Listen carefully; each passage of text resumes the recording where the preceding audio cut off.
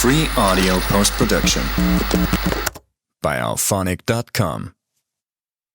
यह chapter force अर्थात बल के बारे में है।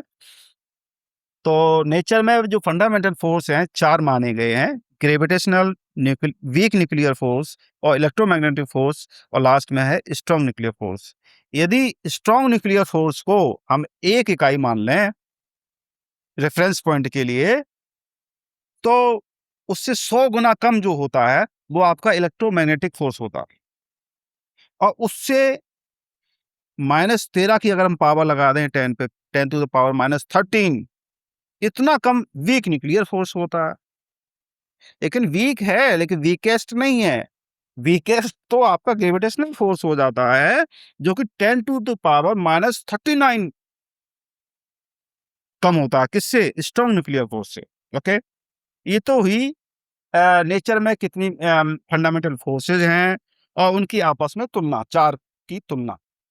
ये चार ही बल डिराइव्ड होते हैं अन्य फोर्सों में। फंडामेंटल फोर्स अलग होगी, फिर डिराइव्ड होते हैं अलग अलग चीजों में, फोर्सों में। चलिए, ये बात की बात है। अब देखिए कि फोर्स एक्सेलरेशन के सदा पैरेलल होता है, समांतर होता है एक्सेलरेशन के। किंतु मोशन पर जब मोशन होती है, उसमें सिचुएशन के अनुसार किसी एंगल पर फोर्स होता है, वहां पैरेलल नहीं होता है फोर्स। ठीक है। मैकेनिक्स में जो यांत्रिकी हम पढ़ते हैं, उसमें ग्रेविटेशनल और इलेक्ट्रिकल फोर्सेस पर ध्यान दिया जाता है।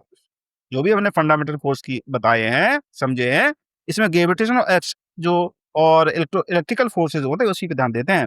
बाकी इसमें काम नहीं आते हैं मैकेनिक्स में। ओके।